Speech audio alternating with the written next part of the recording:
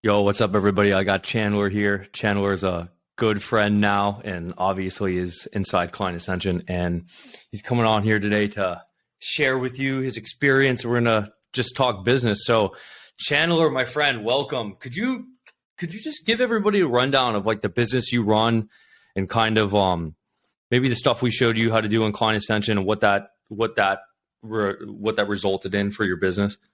Yeah, 100%. So starting off, the business I run is a green energy contractor for commercial real estate. So what that really is, we do any kind of energy efficiency project. So LED lighting, low flow plumbing, EV charging stations, and solar energy installs. And what is really cool about our business versus we don't have any in-house labor, I guess, if you will. So we pretty much are just a project management and sales platform.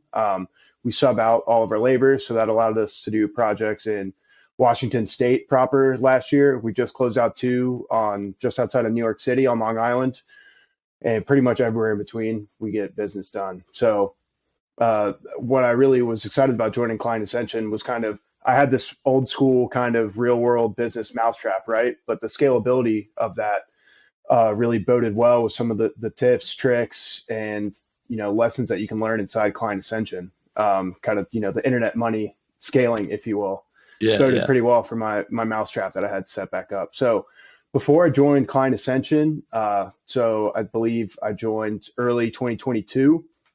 My business did about 900K in revenue in 2021. And as of, I just got the year end financials for 2022. We finished out at just shy of $3.5 million. So pretty big jump there. And, a lot of that was directly attributed to the stuff I learned inside Client Ascension, primarily some of the lead gen tips and tricks. So I know like a lot of people use that and then turn it into an agency that they create on their own. But I basically was developing an agency as, the biz dev platform within my business. And it is the good thing about this too, is I know a lot of people talk about the saturation, people hitting up chiropractors and other e-com people like, hey, can I get you 5 extra clients? It's like, well, take that to a super unsaturated market, really old school. Like in commercial real estate, especially the vendor space that we're in, their idea of business development is setting up, paying 25K for a trade show booth at some dumb trade show in the middle of nowhere. They're going to stick you by the bathroom and fingers crossed someone walks by. Whereas I can go scrape emails for my target client in my target industry and my target locations, hit them on some email campaigns that, Christian and the rest of the guys within Client Ascension helping me out through, get them on a call with Connor and who walked me through the kind of sales script stuff and just getting my closing way better than what it was before I joined Client Ascension. Just turn it into a freaking machine. And we're hoping to double that again in 2023, again, doubling down on these same principles that I learned at Client Ascension. So pretty good. Yeah. It's kind of interesting because most people in there, they run just like a digitally based business. And you're, like you said, you're a hands-on, like hands dirty, like SMB. And if people don't know what SMB means, it means small to medium business. And it's kind of in that realm where you'll get like physical stuff gets produced and created. And it's very interesting because you use terms like business development, which is like, yes, that's literally what like cold emailing is. You're developing business. That's what business development means. So it's really interesting to see the intersection between companies like yours and then more so like 100% based digital companies and like taking kind of like a SMB and like translating their stuff to be more digital and then like taking the full digital guys and translating that into like, no, this is like a little more sophisticated than you would otherwise think, and like merging them into one like robotic baby type thing. You know what I mean? Hybrid. So I like your model a lot where it's literally it kind of could be considered like just solely digital in a way because you're like contracting it out. It's just like the classic example of like arbitraging, but what you're doing is you're arbitraging labor. Exactly. Yeah. So it's like 100%. Like we have an office. I'm sitting here now. This is our version of the startup garage, if you will. It's nothing fancy, but we get shit done here. And But yeah, that's kind of that intersection that you're talking about is where I'm trying to live and where I think I'll be spending the majority of the next decade is taking these old, outdated businesses. I mean, dude, you'd be blown away. But businesses doing 5, 10 million bucks in revenue, and all of their books are on paper, all their files. They don't even know what Google Drive is, or they can barely use their emails. And then you go buy a business, which the business I am running right now, I purchased in 2021 in May. So buying these, the mousetrap is there. It's just then you start layering on these kind of new age techniques, if you want to call it that, and you can just superpower these things. So it's exciting stuff. Yeah. It's really cool because I mean, you a little bit ago, you made like a pretty detailed breakdown of like exact lead gen system that's kind of employed in your company. Right? It was super interesting because when you're really looking, if you just look at it, it's so simple. Where like you just do this over and over and over again, and it's just a biz dev process that you just constantly move over and over and over again. And the beauty of it is that it can be trained to somebody else. So like if there's someone like an SMB like you, or they run like a larger company, it's literally just creating a biz dev system that is easily replicatable to just like SDRs or just business development reps. And you can just employ this, you can stack these people and do the same thing over and over and over again. It's like, and you've probably got to this point now where there's a certain point where you're so efficient and you're so good at acquiring the business that the only bottleneck is the actual fulfillment of the thing. Exactly. And that's where it kind of can get a little tricky in kind of the real world businesses, because then you start dealing with stuff like supply chain and price increases and labor shortages and shit. So that's where the nuance is. And obviously, the margins, where an internet business, you're clicking buttons and printing money, which is fucking so sweet. But still, it's a great world to live in. I love it. You probably have a similar philosophy on this as I do, because you sell like your stuff is like in the 5 figures, like probably mid 5 figures when you sell something, maybe like 6 figures as well sometimes. Yeah. It's so much easier to make money when what you're selling is just B2B, very expensive. 100%. It's so like, I mean, we get some guys coming in sometimes. They're like, "Yeah, I'm trying to scale up to $100,000 a month with my $300 per month service or my $46 course," and it's like, bro, that's so hard. Yeah, I'd rather just sell one thing for $100,000 a month and that be done with it, bro. Versus selling that the $300 product. Yeah, so you're literally acquiring like 6-figure contracts with cold email and like a very simple process of doing it, which is just the most hilarious thing of all time, because you could probably go to some other like SMB owner and they might be like, "Chandler, how'd you go from 900K a year to 3.5 million a year in 1 year?" You're like, "Oh, I just send cold emails." And they're like, "What?" Like it's got to be this crazy complex system. It's like, nah, pretty simple. Exactly. Yeah. Because most of the people in this space, like I was saying, like their idea of business development and just sales is incredibly antiquated. But the mousetrap that they're selling is freaking sweet, and it works really well, and it solves a lot of problems for people. But just layering those two worlds together can just create a beast. Yeah. So you're kind of at that point now where you can, like, I know, like you just came up with a golf video with Dylan. You guys just like go out and golf, and then like we're friends now. Like we hang out. Like we'll like go out places and whatnot. It's like super fun when you just have like you just own this entity that produces cash flow, and it's like semi-automated. And a lot of people say, "Oh, I want to make an automated business," but it's like, it doesn't really work. It's never, yeah. But it's pretty nice when you get to that like 3 million a year mark, because I feel like that's like a turning point for people when you hit around like 3 million a year, and maybe even if your margin is like 50% or something like that, it's like that's like really, really good. Like you're chilling. But I was you've probably seen this before. I was reading something on Twitter. And it wasn't even a thread. It was just a conversation on like SMB Twitter. I follow some of them. And I like to see what they're talking about. And what they were saying is they're calling it the black hole of business. and they're saying it's somewhere between like 2 and 3 million a year, Mhm. where you're starting to get sufficiently large to where you need to start hiring executives and like full-time managers. Yeah, I and saw that whatnot. tweet. Yeah. Yeah. Yeah. And I was like, that's so true. It happens right there. And it's like, you're either going to get stuck right there, or you're going to take the cash flow and plow it into that kind of stuff and go beyond it. So like, what is your plan to do? Like, which direction do you want to go?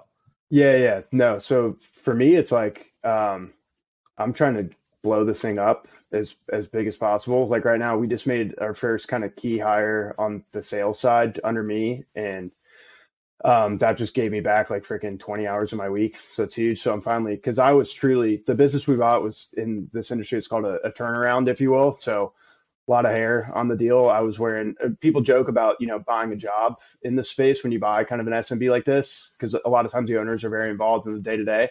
And I kind of bought like 7 jobs, if you will. So I'm like, hey, I knew what I was getting into, but this is my first rodeo. So I'm like, I want to get my hands dirty. I need to learn everything. I need to do every single role within this company and learn. Because on the back end now, it's like I know the exact person I need to hire who can solve these exact problems that I've been facing and take that off my plate. So now I can start working on my business rather than working inside the business.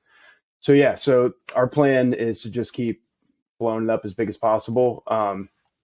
My philosophy with business is grow demand to the point where it starts breaking operations, and then repair operations to be able to sustain that demand. And then it's back on the sales team to go break operations again. So we've got to that point now where we kind of had broke operations, and then we just hired another sales rep, more of a kind of inside sales to just free me up to go focus on bringing in new clients.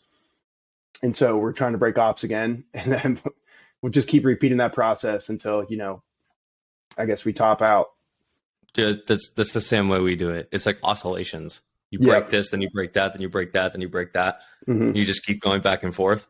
Exactly. And it's a good thing too. Like some people are like, oh, I don't want to break anything. I'm like, well, you're never going to grow. Like it comes with the territory of growth. So yeah.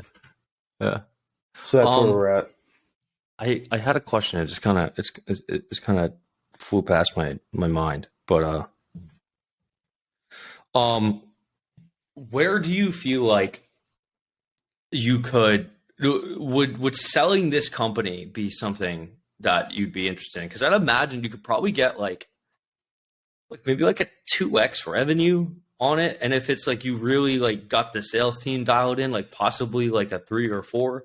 I don't know. You're more aware of multiples in SMB space than I am. Yeah. So I wish there was freaking revenue multiples in this business. It typically trades off like either EBITDA, or if the business is kind of really small, something called SDE, which is basically like all the money that the owner has to like pay himself or all of his fringe benefits. A lot of times these small businesses, like especially you look at one and during the due diligence on acquiring it, you see he's got his Buccaneers season tickets running through the business and like all this other stuff. So you kind of back all of that stuff out, called like adjustments, to get to kind of like a baseline. Like, hey, this is what owner A is doing. If acquirer B comes and buys it, what kind of money does he have to play around with effectively?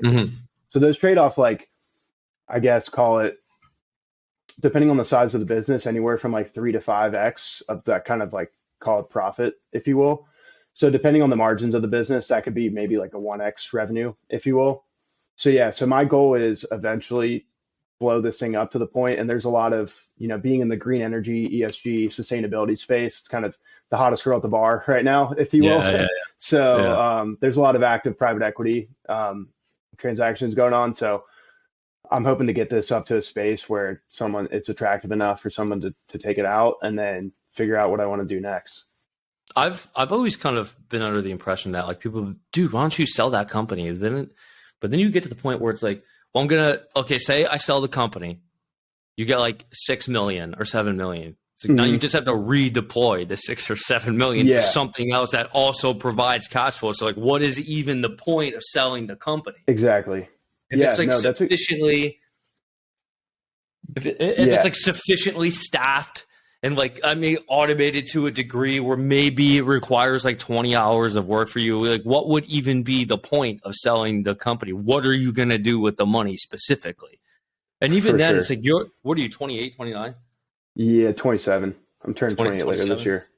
It's like what is 6 million gonna get you at 27? You know what I mean? It's like you Yeah. still gotta like you want to live like kind Yeah. of a lavish life for the rest of your life. It's like it's gonna be a little more than 6 million to Yeah. do You still that. got work to do. You got your work cut out for you.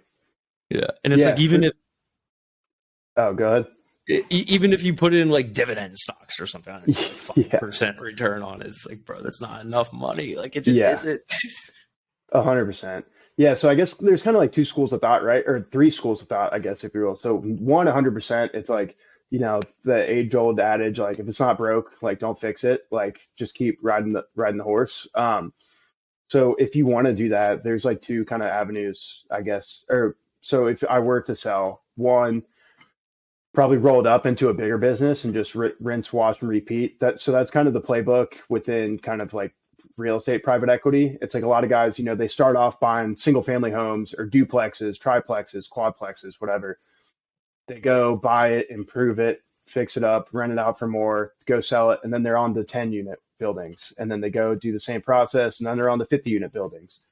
So eventually, I mean, the business I acquired was relatively small in this world, but obviously I've been able to grow it. So I guess kind of next would be go buy another business that's even bigger, grow that one again. And then, instead of a $6 million exit, we're talking, 15 to $20 million exit on the next one.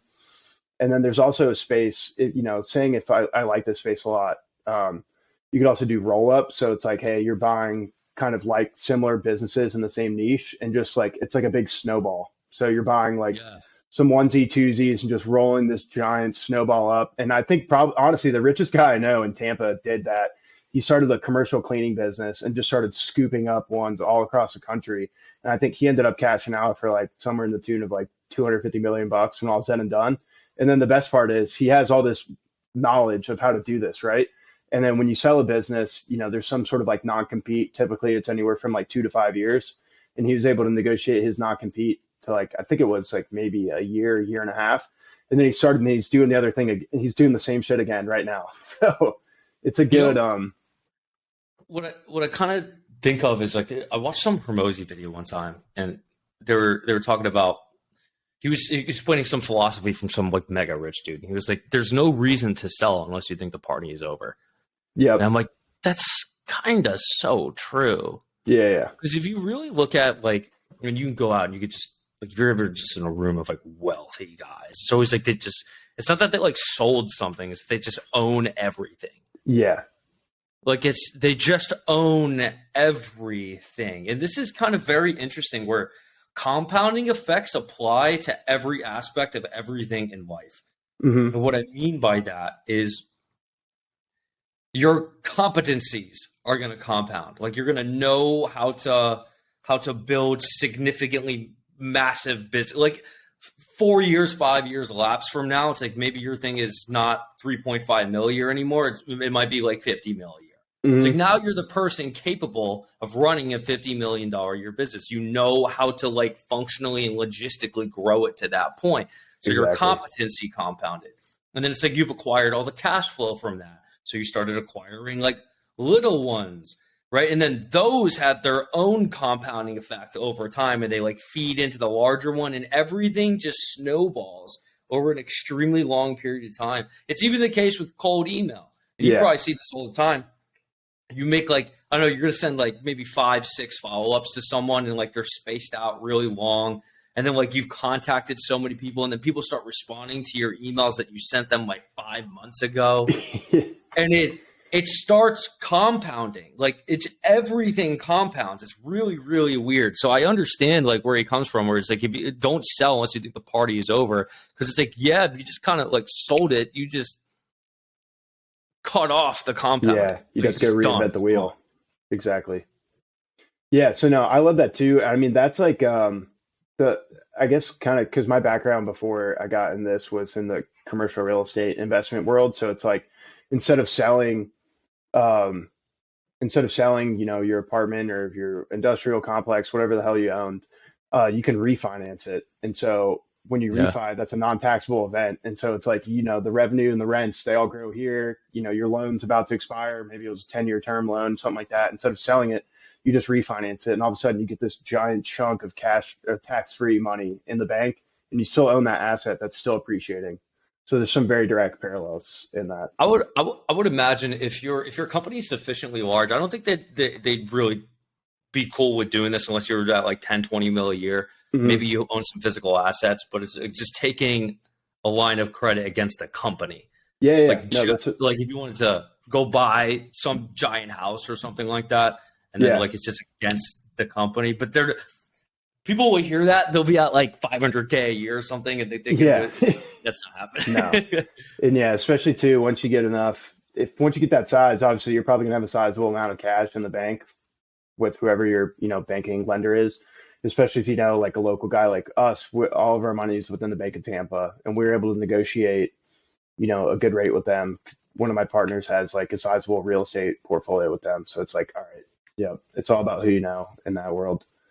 But yeah, to That's a your good point, the idea. same thing with like the refinancing, because a lot of these small businesses are acquired using SBA financing, which is like the government's like program for small businesses, and those terms are typically 10 years. So, you get that loan, you size that loan for your business on year one, and obviously if you can grow it, like hopefully that's the plan, right? Grow it to that year 10 when you pay off the loan, you can go get another loan against it. And again, that's just a tax-free freaking windfall. So Yeah. that's the playbook for the wealthy people. Yeah, I know, dude. That Or like, will, or like putting all your stuff in a personal trust that owns like 90% of the assets. And it's, yeah, there's some crazy stuff that happens when you get to like the 10 mil a year mark, and some like weird stuff that people employ. And we're kind of getting to that point now where I'm like getting entrenched in stuff like that. And I'm like, yeah, yo, you do that? Like, what you is can do going on? this. It's like the Yeah, weirdest yeah, stuff. I know. And then I like love it, hanging man. out with like wealthy people in Tampa and whatnot. It's like, what are you talking about? Exactly. I know. It's fun. It's so exciting, dude. And if anything, it's just like, at what you can look at it the side of like, oh damn, I don't have that yet. Like, what the fuck? I'm just gonna give up. But the real killers, and I know you look at it this way, it's like, damn, that's just inspiration and some motivation to get there myself. So It's just, yeah, like it's inevitable. It's like, I'll be there one day. I'll join you soon. Don't worry. yeah. Or what's a dude who does the Utopia, the marketing thing? You ever Wisby heard of Tom. that? Yeah, yeah. I don't know. But I just saw he had a tweet one time. It's like it's already happened. Like we're just waiting for time to catch up or some shit like Yeah. that. And I'm like, all Yeah. right, I fuck with that. That's cool. Yeah. Yeah. It's pretty dope. All right, brother. Thank you so much for coming on. I appreciate you very much. 900K to 3.5 mil, which is absolutely dope. Let's make sure you do like 6 mil next year, 7 mil Yeah, next year. that's what we're forecasting. So we're gonna keep Sweet. pump. Those are rookie numbers, right? The Wolf of Wall All Street right. shit. You gotta pump those numbers up. I'm gonna leave links to all of Chandler's stuff in the description, so you can go hit him up on Twitter. You can go follow him. He posts interesting stuff. He's a G. Thank you so much, brother. I appreciate it. Yeah, and join Client Ascension too. If I couldn't convince you, you're dumb. The shit works. So sign up. Appreciate you, bro. Yeah, of course, Daniel.